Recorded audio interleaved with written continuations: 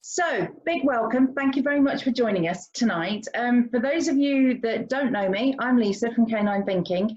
So I'm a companion animal behaviourist. I'm a member of the CAPBT, of ICANN, and both of those organisations are signed up to the UK Dog Charter.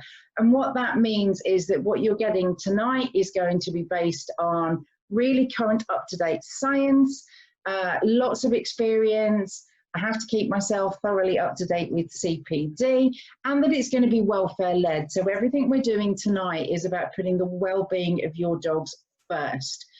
Do ask questions as we go along. As I said, put them in the chat box and we'll answer at the end. So the hashtag I've been using is be the difference for your dog. And I think for me, what I see is really difficult for people is there's so much information out there on social media about what you should and shouldn't do for fireworks. Everything from pop up a crate, which is great advice, provided your dog likes a crate, through to cut the end off a sock and put it over your dog's ears, which I've seen this year making a huge appearance. And some dogs maybe, others definitely not.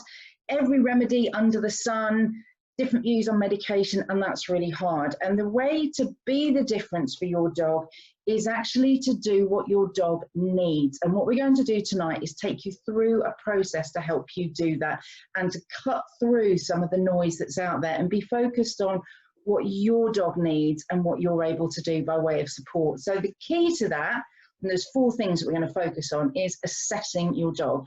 So to be able to create a tailored plan and to know what's going to be good for your individual dog, you need to understand what your dog's level of fear is. And we've got a process to guide you through that in brief tonight.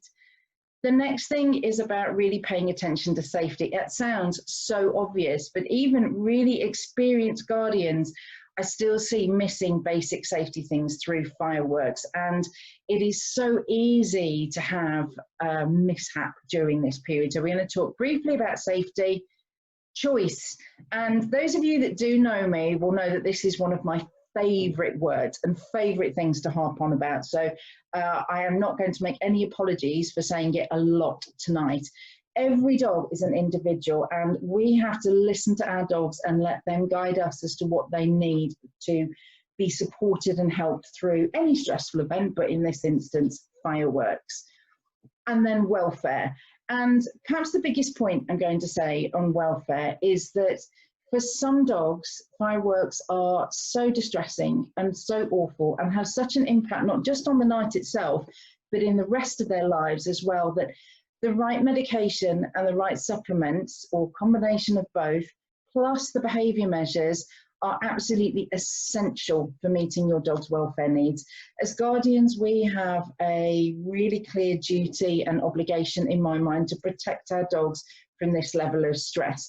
So we are going to talk about supplements, we are going to talk about medication, and I'm hoping I'm going to bust a few myths so that you leave seeing the benefits and understanding potentially a little bit of what the risk profile might be, although by and large the safety profile for these is excellent because it can transform your dog's experience at this time of year. And if your dog sits in the high or extreme stress categories, you are going to need that in order to meet your dog's welfare needs.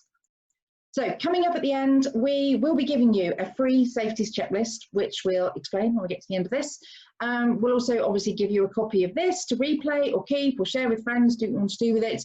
And we've got a few discounts and offers that are going to help you over the next few weeks, because we're mindful that it's great to say that there's all these choices, but actually some of those things aren't as accessible for us as we might like them to be because there's a cost associated.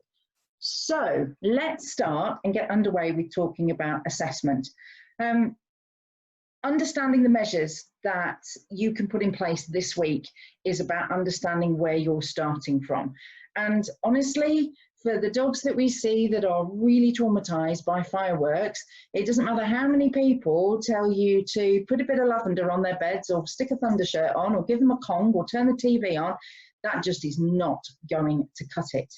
Equally, if you have a dog that actually by and large copes but just struggles with certain aspects like particularly loud bangs, you're probably looking going, I don't need medication. Why on earth would we talk about that? So this is about saying, where am I starting? And therefore, what measures should I be looking at for my dog? Let's talk a little bit about levels of stress, and I've grouped it into some categories, but it really is a continuum. There is no absolute fixed way of grouping these. This is a sort of bit of a traffic light system to help you think about it in the context of your own dogs. And what's important to think about is that as stress goes up, you get increasing levels of stress and arousal hormones. So that's adrenaline and cortisol, and they are what activate what we call your sympathetic nervous system.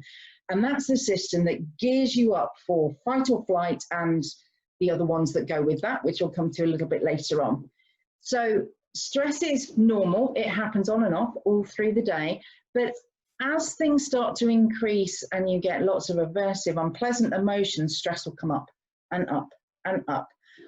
And as that happens, oh, we're going the wrong way on the slide, sorry about that, you'll find that the chemicals that your body produces take longer to reduce down to normal levels, which means that the dog's more on alert and going to struggle more with all the stresses that are around.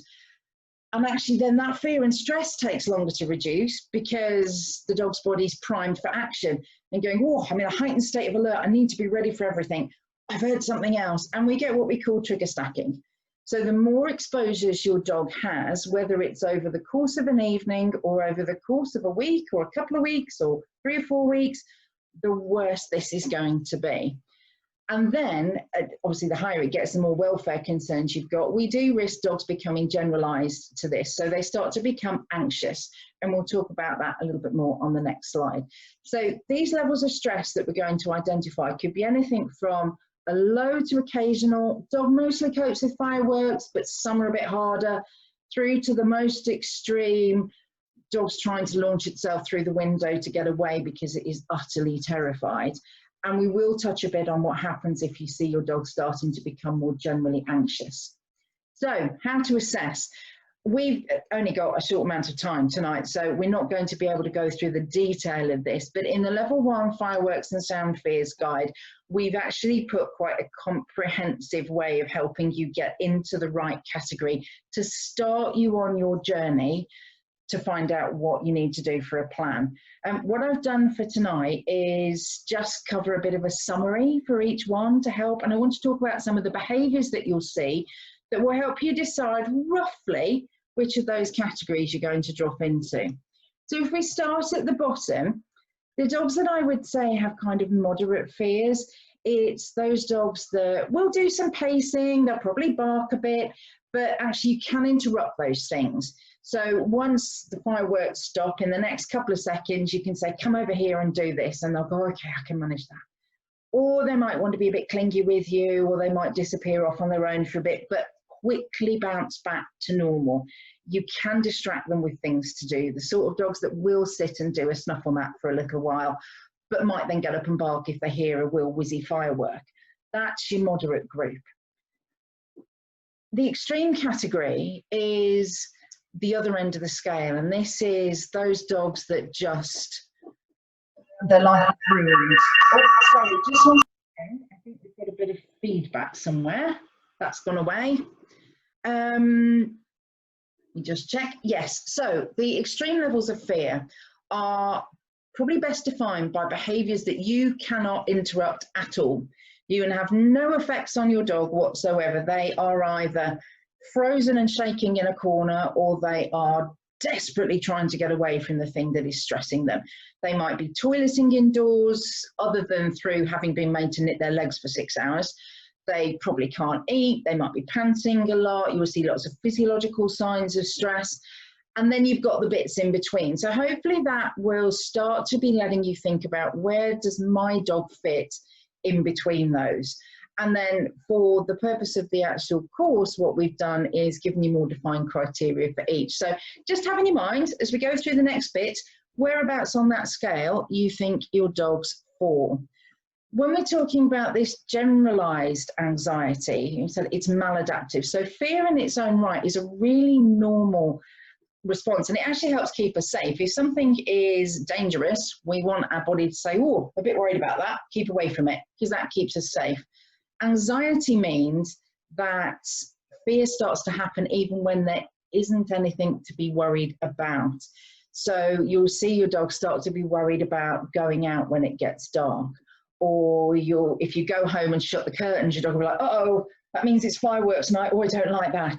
So you get environmental triggers that start to create anxiety, and that can even then transfer to other types of sounds. So dogs that become generally more sound sensitive during this period of the year in particular, dogs that show changes in sociability become a little bit more withdrawn or start to struggle with separation, dogs that go off their food or start to want to eat lots.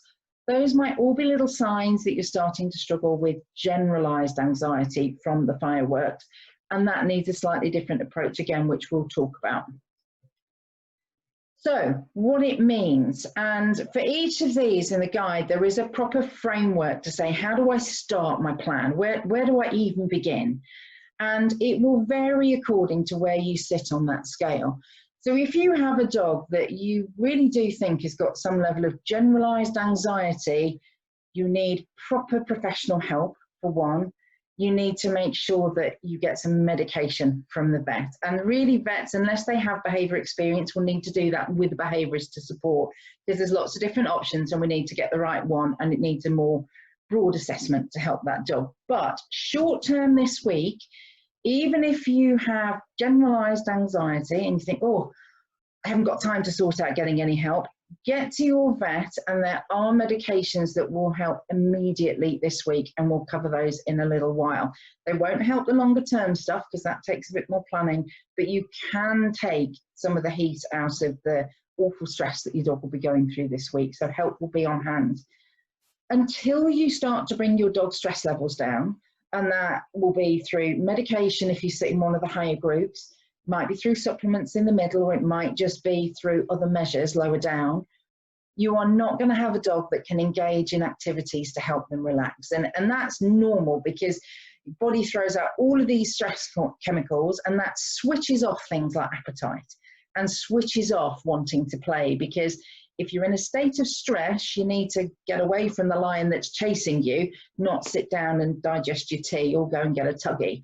So it's a normal response to say, I can't do that. But what we're looking for is actually to kick in our dog systems that say, yes, I would like to go and have some tea, or I am going to do a licky mat, or I feel okay enough to come and sit with you and do an activity.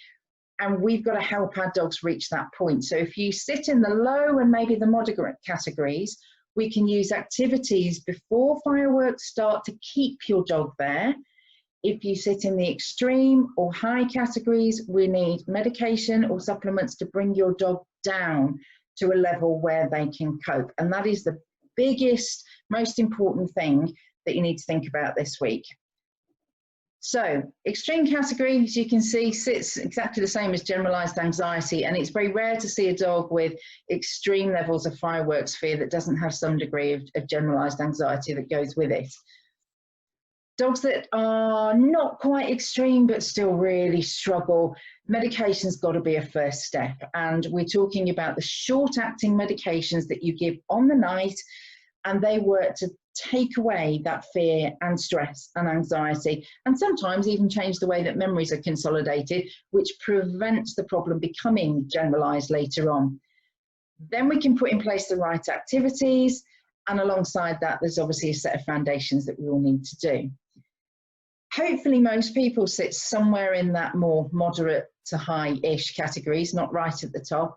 And this is where supplements become really important. Let's give our dogs a little bit of extra help, sometimes quite a lot, because some can be really effective. And then use a combination of activities for relaxation and fun, plus some good foundational management of the environment and routine, and that should get you through. And if you are lucky enough to have a dog who pretty much copes, you're just fine-tuning, and well done you, then we're just looking at the activities, routine, environment, and maybe supplements for the big nights. Is everybody still with me? Hopefully, yes. And yes, Ruth, I did say it's recorded. We can watch it again at the end. That will be fine. Herbs will come on and talk to as we go through. and I'll pop back to those in a second. So let's talk briefly about safety, because this is the only time I'm going to touch on it. I'm guessing most of you are pretty familiar with what you need to do, but by way of a quick recap, check your boundaries. You probably all think you've got secure gardens, but dogs that panic with fireworks can blast through fences quicker than you would believe. You might have a 5-foot gate, but if your dog is terrified, there is potential for them to go over the top, even if they're quite little. Sometimes, especially if they're quite little, I would say, some of the smaller breeds can really jump. So check your boundaries really carefully. Put notes on your gates to remind people to lock them. Put a note on your front door to remind people to check it's closed and that the dog is somewhere secure before you go out.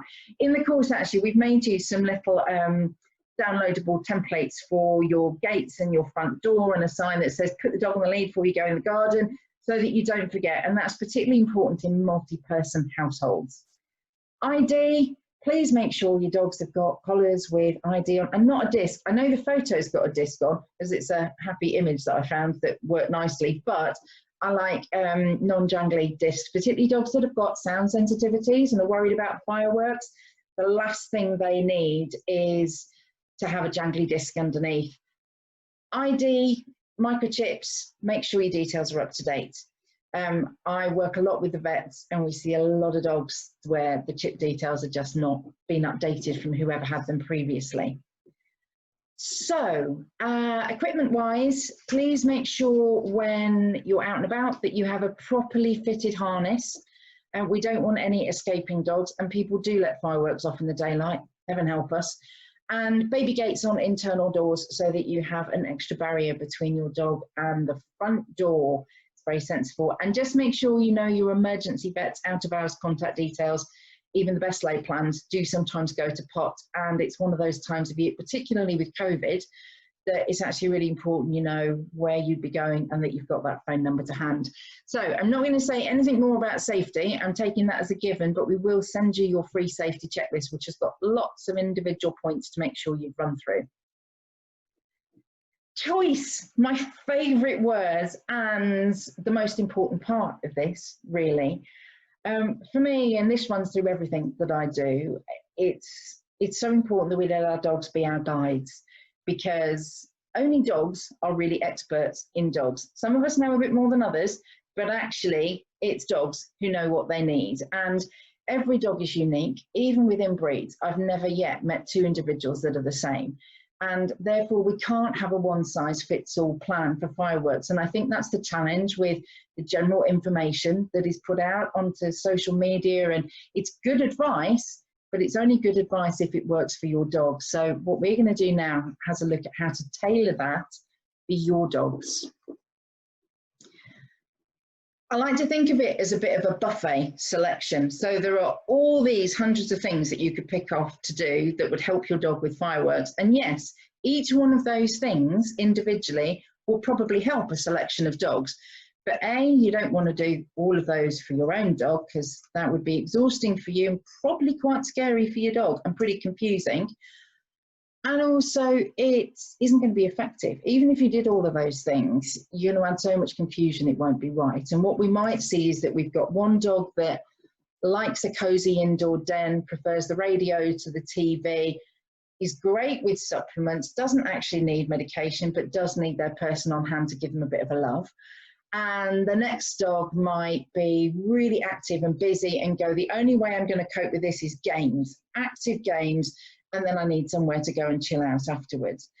And another dog will be different again, and so on. So what we want to help you encourage, what we'd like to encourage you to think about is how you choose from each of the measures that we talk about and decide to try one, measure it, see what happens, and tweak, and then try something else if you need to. There is choice in every area of a fireworks plan, and even in areas where maybe you thought there weren't. So, environment. I'm actually going to talk about this a little bit more on the next slide, because I want to talk specifically about safe spaces for dogs and the concept of choice in safe spaces. So let me come back to that shortly. But what I would say is, when you're even thinking about what sort of sound do I play to provide some sort of background distraction, you'll see people say Play some loud music. Well, if your dog's sound sensitive, pretty sure they're not going to enjoy that. Playing a quiet audio book might be brilliant for some, but not great for dogs that need a little bit more going on, or who are a bit worried about strange people. Playing a strange voice in your house is not going to help. So think about what's familiar to your dog. Do you normally have Radio 2 on every day in the kitchen? If you do, brilliant. Probably continue with a radio station of some sort, because it'll be something your dog is familiar with and brings routine and consistency. But you might want to nudge the volume up a little bit. You might want to play the radio in one room and actually put, say, an audio book for a bit of dull conversational background in another room. So if there's gaps in the radio, you get a bit of quiet. But look at what your dog says. So if, when you're listening to the radio, your dog jumps every time the commercials come on, if you're listening to a commercial station, that's not the right choice for your dog. Pick something more consistent. And that then applies to other aspects of your environment too. So we'll talk about safe space and beds, but there's other areas to think about in the same way. Routine, what works for you and for your dog. If your dog's used to a walk every day at 4 o'clock, suddenly abandoning the walk completely for the whole of October through to January is probably going to upset your dog. But bringing it forward to 2:30, 3 o'clock, provided your dog still wants to go out, brilliant. If you get to that time, your dog goes, oh no thanks, actually switch to a morning walk and say, no, it's fine. If you don't want to go out, let's do some activities at home instead.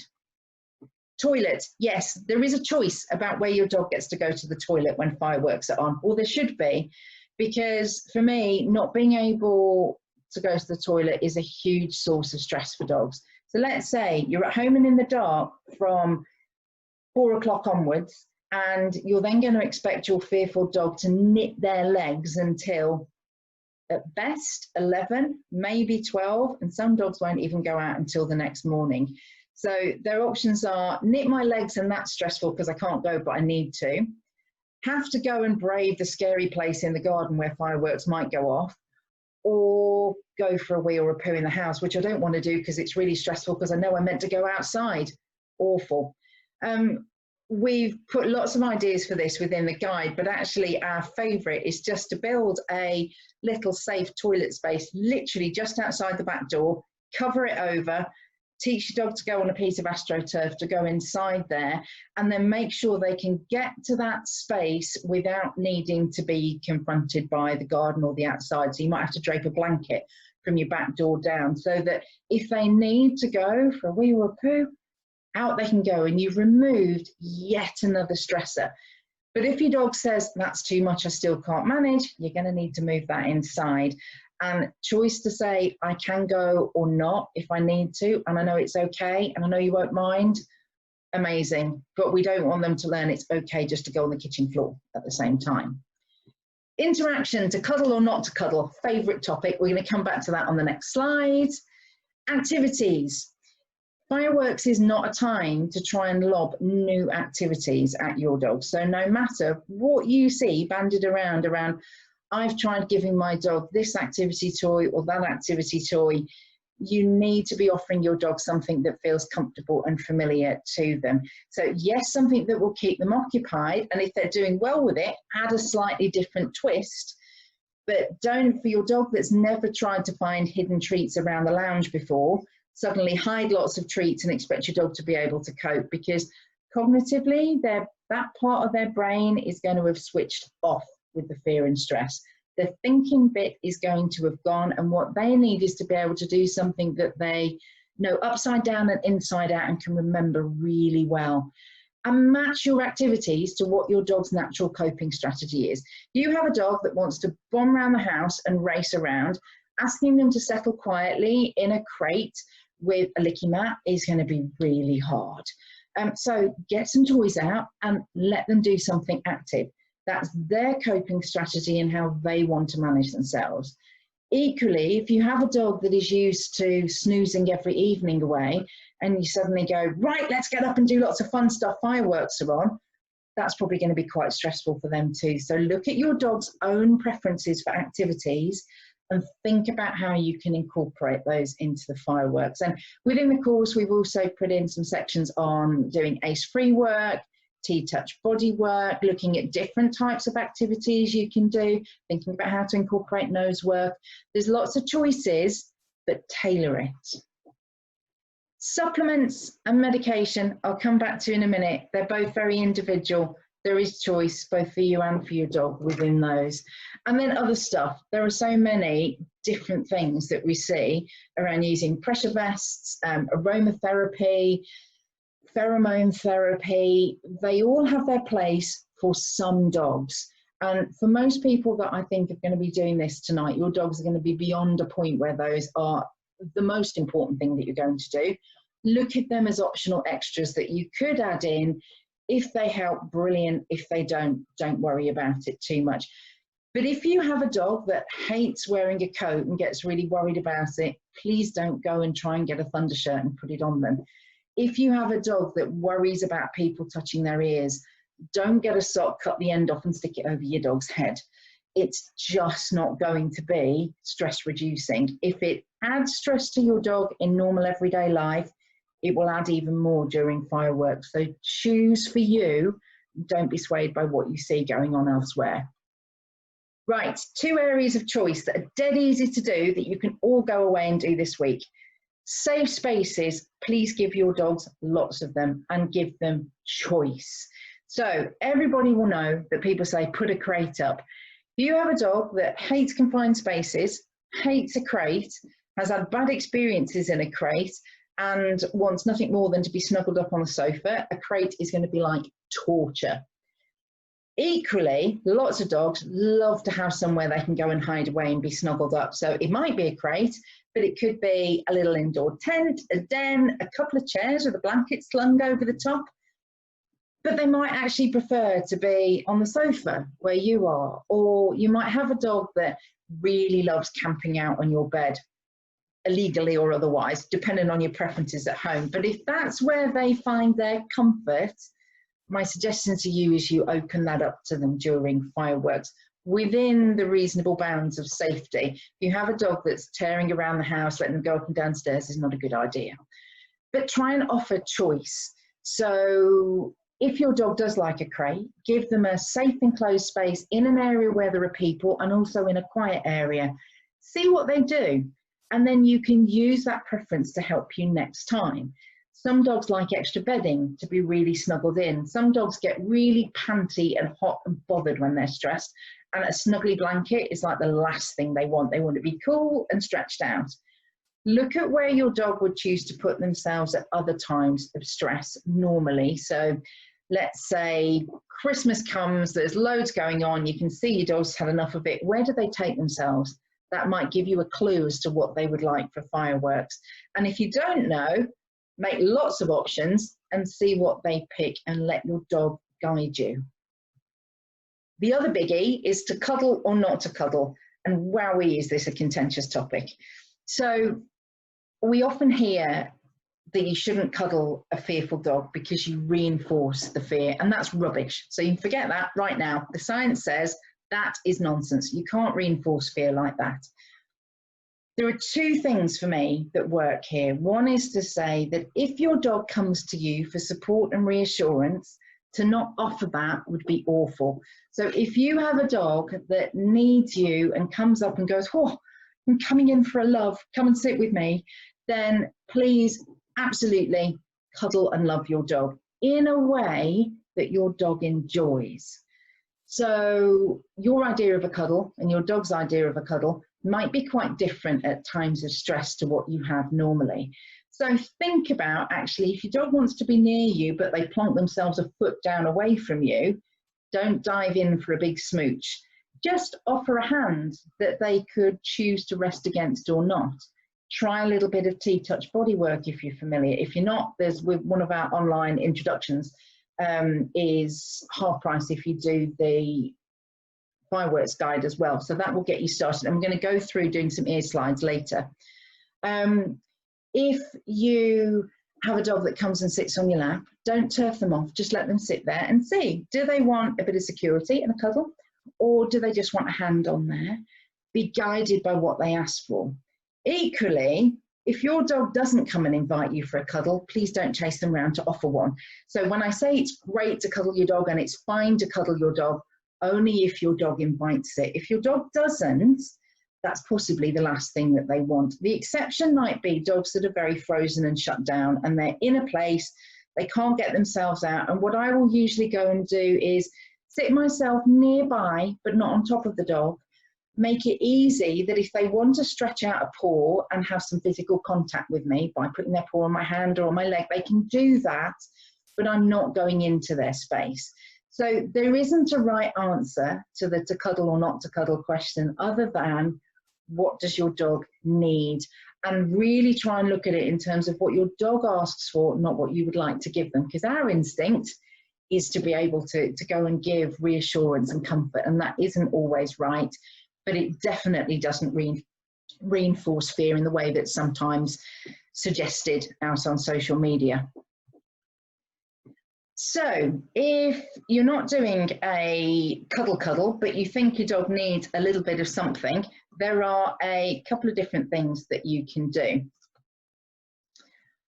We were due to be doing an actual half body wrap demo, but unfortunately, my demo dog has gone on strike and is completely cuddled up under his blanket and he's not moving. So what I'm actually going to do is video it separately when he gets up and I will post it for you. But basically, if you don't have a thunder shirt on hand at home, and not everybody does, and not everybody's dog likes them, as long as you have a scarf or even something like a dressing gown belt might do you, you can lightly wrap that around your dog in a particular way that will help bring a little bit of comfort and reassurance, provided your dog is comfortable with body contact. So let me just video that after this, when his lordship gets out of his bed, and then I will put that up for you and I'll send you guys a link on email to it. Similarly, he was meant to be my ear slide demo too, because he has the best ears. But those ears are under a blanket, so I am not going to hoof him up because he's really settled. Ear slides are a T-touch bodywork technique, and in really simple terms, and again I'll video it and then pop it out for you. If you take your dog's ear gently at the base of the ear, provided they're comfortable with ear contact, and just go from the base here out to the tips, slowly and smoothly with gentle, consistent pressure, that can really help reduce stress levels. So bear with me on those, and my clearly not very stressed dog who's completely asleep will be up to demo that for you a little bit later. So you're still with me? Is everybody still with me? Yes, never work with kids or animals, Kate. You are absolutely right, and particularly not mine, who are really skilled in doing the absolute opposite of what they're supposed to be doing at any given time. My fault for scheduling a webinar when he's normally fast asleep, to be fair. I should have thought about that and videoed it earlier, but we didn't. So, supplements and medication. Is this a choice for our dogs? And my answer is threefold. Our dogs can't choose to avoid fireworks. So I think, you know, can we give them a choice on that? No. They also can't make a choice to sort their own levels of fear out. So if it was us in that boat, we'd be able to go to the cupboard and take something if we needed to. But dogs can't. And actually, we can choose to take that fear away for our dogs. And all the different dogs that I've worked with, I'm pretty sure they would all choose to take that fear away if they had that option. So whilst supplements and medication are something that we give our dogs and they're not choosing to take themselves, I actually think for me that it's about welfare. And if we can reduce that stress, we should do. So what is the difference? And I think people get really confused about supplements and medication, particularly supplements. There's a world of stuff out there, and a lot of it really isn't worth the effort at all, because the quality of the ingredients and the strength and consistency of those ingredients isn't enough to make any tangible difference. So supplements are over the counter, but you do still need some advice because you can end up causing difficulties. Medication, of course, is by your vet. Supplements can vary massively in ingredients and quality. Medications are known. We understand how they're made up, we understand the quality of how they're produced, and we understand the effects that they have the potential to deliver.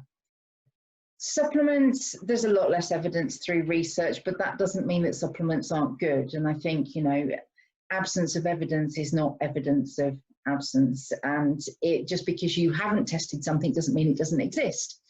So the medications that we'd use through the vet are licensed, or they have high standards of research to underpin them. Supplements may have some research, but there's generally less funding available for herbal medicine or nutraceuticals or similar. So be mindful that it makes it a bit more hit and miss, but that doesn't mean that they're not worth considering. Supplements can reduce fear and anxiety and increase relaxation, definitely. Medication does the same, but there are also medications that allow us to change the way that memories are consolidated, and that can prevent dogs moving from fear and stress into a state of generalized anxiety, and that's really important for welfare. Supplements might interact with other supplements, other medications that your dogs are taking. Medications can do exactly the same, and it's why even if you're going to use a supplement with your dog, please don't assume that supplements mean do no harm, because they do something, else we wouldn't bother using them, and they can still have interactions that need to be considered. Supplements can be sedating, and I hear a lot people will say to me, oh, I don't want to drug my dog. Well, supplements can be as sedating as some medications, but actually both of those groups, if they're used properly, should not sedate at all. And if you've had a look at the little video that we did as a preamble to the level 1 course, you can see a very cute little Betty called Ernie in there. And where Ernie gets to video is with quite a lot of medication on board to help him be able to cope with the fireworks around him this year.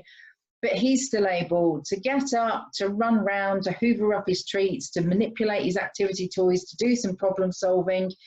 He just doesn't feel as stressed. Used at different doses, those same medications can have sedating effects, and it's why it's important that you work with your vet to do those. Supplements can be very effective. I'm a big advocate of using supplements because I see some great results with them. The scientist in me goes, oh, the studies aren't as good, but actually practical experience and understanding the studies that have been done into way the ingredients work tells me they're worth looking at, but there is more trial and error involved. Medication is extremely effective, especially, and it's essential in high and extreme stress cases. But the dosage and the combinations can be quite variable, and it needs some proper testing. So, supplements. We don't have time tonight to go through this in the weeds of detail. So what I would say to you is, when we talk about supplements, we mean herbal medicine and nutraceuticals. So the proper definitions of those are included within the course, but in principle, they are things that are extracted usually from plants or from food sources, and which help top up particular things within the body. And there's an explanation of each of the core supplements and nutraceuticals and herbs that you see in these calming supplements within the level 1 course to help you make some decisions. But you do still need to check with your vet, and if your vet isn't familiar with them, which many aren't, then ask a herbal vet. And if your dog has other health conditions or takes medication, that is absolutely essential. What we do want to tell you is a couple of combinations we have consistently good success with for dogs that sit in that between low and the bottom end of high levels of stress. So the combinations here are things you would need to go away and chat about to a vet to make sure they suit for your dog. But in general, we like to use something like Cytopet B-Calm, which has a magnesium base, and magnesium is really important for relaxation. It also has some valerian in, which acts on the GABA system, and there's quite a lot of research into use of valerian. It has a top of the good B vitamins. It has taurine, which is essential for the GABA system, theanine, which then works mostly to activate dopamine, but has an effect on the other neurotransmitters. That is a great building block to give throughout the fireworks period, but you can also give it on the night. It just isn't as effective as if it built up. But if you started that in the next couple of days, it would absolutely help you run through the next few weeks. And particularly if your dog's very stressed, I'd say start something akin to that once you've spoken to your vet now and run it through to January. Alongside that, we'll often combine it with NutriCalm, which is only available through your vet, but it is an over-the-counter supplement. It's just the NutriVet distribution model. That is a different combination of things to the B-Calm. So it's tryptophan, which acts on serotonin, so your body's feel-good mood chemical. Actual GABA, not the precursor to GABA, which is taurine. Theanine, similar to the B-Calm. Passiflora, there's some interesting research on the use of that for promoting relaxation. And then some vitamin B again. Those are great to give you a baseline. And I, for me, choose with the clients that I work with to run those right the way through fireworks season. And if you haven't started anything yet, it's not too late. NutriCalm in particular, it's great, but talk to your vet maybe about putting a loading dose in place initially. If you can't get hold of NutriCalm, Calmade is good, slightly different set of ingredients, doesn't have the Passiflora or the GABA in. And Stress Wellbeing do a calming care supplement, which is totally different again, and that's both based mostly on adaptogenic supplements, so things that help the body adjust the way it responds itself to stress, and has some St. John's wort in. You do have to be a little bit careful about combining things with St. John's wort in with things with tryptophan. So again, with these, you have to make sure you've taken the right advice. But roughly speaking, B-Calm and NutriCalm together, we find is really effective. Just check with your vet first. You need a top up on the night. And again, if you're in a position this week where you're struggling, Dorwest Skull Cap and Valerian and Dorwest Valerian Compound, one's a liquid, one's tablets, are both really useful for giving as extras on the night. And actually the Dorwest Skull Cap and Valerian you can run over a longer period. Pet Wellbeing Stress Gold is brilliant. It's valerian based, but it has a lot of other great herbs in. And we have a couple of herbal vets that have recommended both of those to us, and we've had good success with them. Melatonin is an interesting one. That's one you'll need to go and have a look on the course for, but can be useful, but it is more sedating. Depends on the dog and what you need to do with it. Zilkine is another one. You can use Zilkine alongside any of those.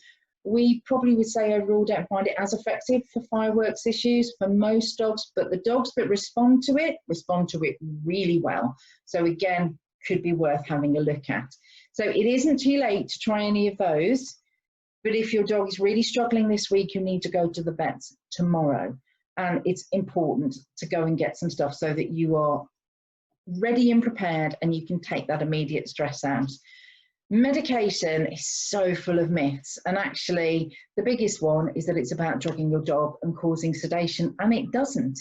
If you use the right medication at the right dose, it is fantastic, and the difference it makes to welfare and well-being means that even though, I suppose with my own dogs, my first preference is normally to say, can I do something without medication if I can?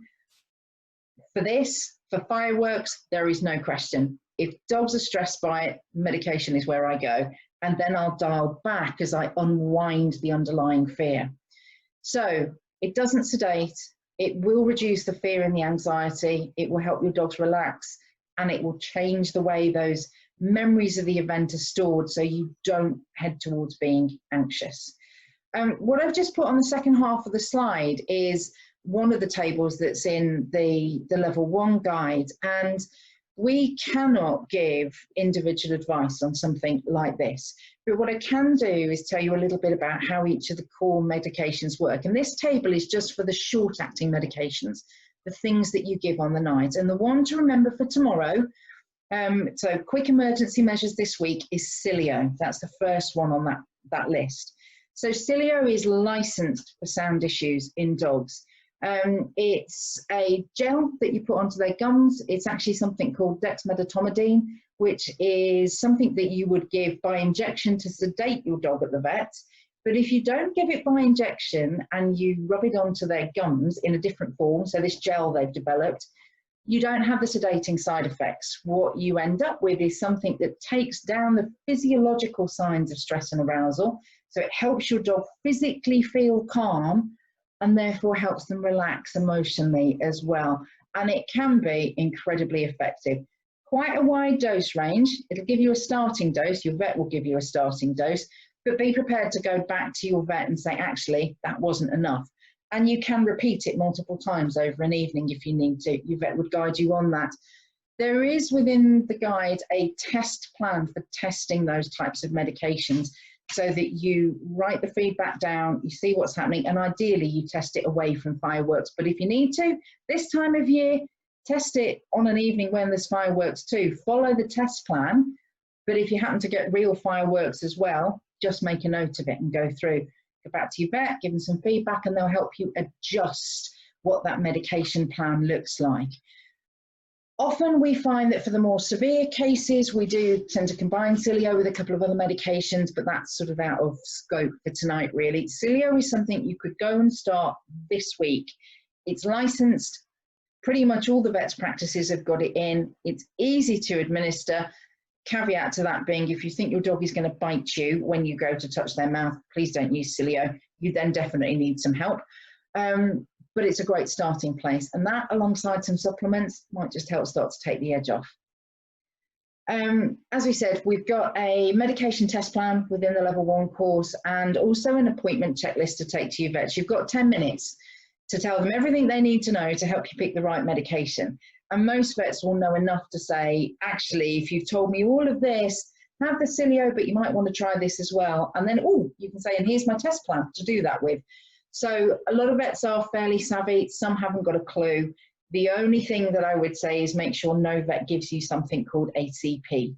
That's covered in detail in the course. Just write that down now. ACP is off the list for any sort of fireworks and sound phobia. It can actually enhance your dog's perception of sound whilst physically preventing them from moving. So it's a chemical restraint, and we just don't use that in veterinary medicine for fireworks issues, and that's quite clear on the BSAVA guidance as well. But there are still a couple of vets that every now and again do produce it, so my standard advice is no ACP, do try Sileo, talk to your vet about what else might be appropriate, use your checklist to help you. So this week, please go away and be the difference for your dog. Go and think about, how do I assess how bad my dog is? And how do I know whether I just need to get up in the morning and ring the vets and say, actually, can I talk to you about Sileo, and here's how my dog behaves with my checklist? Make sure that you, if you think you don't need medication, really pay attention to what your dog needs and is telling you that they need to support them. Do they want a cuddle, yes or no? Do they ask you for things? Do they want to be with you? Do they prefer to be on their own? Do they want to snuggle up in a tiny corner? Do they want to sprawl out on the kitchen floor while they're panting because they're stressy and hot? Let your dog guide you on those things. Be prepared to offer your dogs things to try, and don't think of it as a disaster if they go, oh, no, thanks. So you make and prepare some fabulous snuffle mat tomorrow, pop it down, your dog goes, oh, no chance, way too scared to do that. It is not the end of the world, but try it again at a time when your dog can focus and concentrate. And then actually when they're used to it, that's a great time to reintroduce it with fireworks. So go for activities that are familiar. Safety, please don't have accidents. Really pay attention to doors. Make sure your ID is up to date, and check in on your vet's contact details and put a properly fitted harness on. And then if you do decide to go down the route of medication and supplements, get onto your vet straight away. And if you're in doubt, give us a message this week. We'll do our best to help you. We want to see as few dogs as possible really struggling. So I know we've gone through a lot tonight, bit of a whistle-stop tour. For the next day, we're offering the level 1 course for just £10. Put in the code fireworks webinar. We'll send this out to you on email afterwards. There's some extra downloadable guides within it, and it also gives you off a big level 2 course which starts in March next year, and that's about not needing to do this next year because your dog will be able to cope with fireworks. So this is sticking plasters, and next year we're going to start and guide you through over an 8-month supported course to actually help your dog learn to cope with sound fears, including fireworks. There's some money off T-Touch and Free Work, both of which are fabulous for helping with fireworks, and a 10% discount on anything and everything you might need from our Shop for Rescue pet shop, which means you help one of our rescue dogs that's waiting in the wings in rescue too. We'll pop everything out to you on an email. We'll send you the recording link, free safety checklist. And I think that's about it. So big thank you for joining us. Questions, I'm mindful I've managed to run over slightly, which is inevitable when I start talking about choice, but I've got a couple of questions. Adaptable plugins, are they any good? Yes and no, as is always my way. It depends is my favourite saying, as my clients will tell you. So sometimes, yes, adaptable is a pheromone. So what that does is it replicates the pheromones, the smells, if you like, that mommy dogs produce when they're feeding their pups, and it creates a feeling of safety and security. We would say on average it works better in younger dogs than older ones, although it does have some evidence behind it that it works in adults. It does have some science research behind it. I would say the individual response is quite varied. So if you can afford to buy one and you're not going to be devastated if it doesn't work, try it. If your dog is highly stressed by fireworks, it's not even going to touch the sides. So you need to look at medication. If you're in the low to moderate groups, try it. See if your individual dog is responsive, but it comes with a no guarantees from me, that one. Some dogs respond beautifully, some not so much. Depends on where they fall on the spectrum and whether or not they're sensitive to the particular way that is. If you've got a multi-dog household, please make sure you use the plug-in, not the collars. You can actually change the way dogs react to each other if one dog has got a collar on and the others don't. Door West Herbs has come up, I think, a couple of times on the chat, which is amazing. Yes, Carol, I definitely like Door West too. They are not always as potent as they could be for the higher levels of issues, but as a good background and having the liquid valerian on hand as a bit of a top-up, great. Daisy digs the carpet. Oh dear. Carpet digging, that definitely, if that's in response to fireworks, is a really big sign of stress. And that's going to be her trying to get away, and it's an escape behavior or a dig myself a burrow to get into behavior. So a couple of things. First one, that is definitely, I would say, a conversation with the vet about whether medication's appropriate, or give us a shout, happy to have a chat with you. And I would offer her something to dig in. So don't try and stop her from doing that, because that's her coping mechanism. So give her something she can dig, and rather than trying to take her to it, put it in the area she wants to dig. If she wants to dig by a window, put the thing you're happy for her to dig, a box, some cardboard, layers of cardboard so it doesn't wreck your carpet, a rummage box she can get into, but bear in mind she's not going to want food, she's just wanting to dig, and offer her some places she can get into and hide. And they might need to be really little nooks, and you might need to position them where she's trying to dig. So that's a more tricky one. And is that pretty much everything we've got through? I'll have a double check later and make sure I haven't missed any questions. And I hope you've all enjoyed it. If you have, and you don't mind sharing this or giving us a quick review on Facebook, really appreciate it.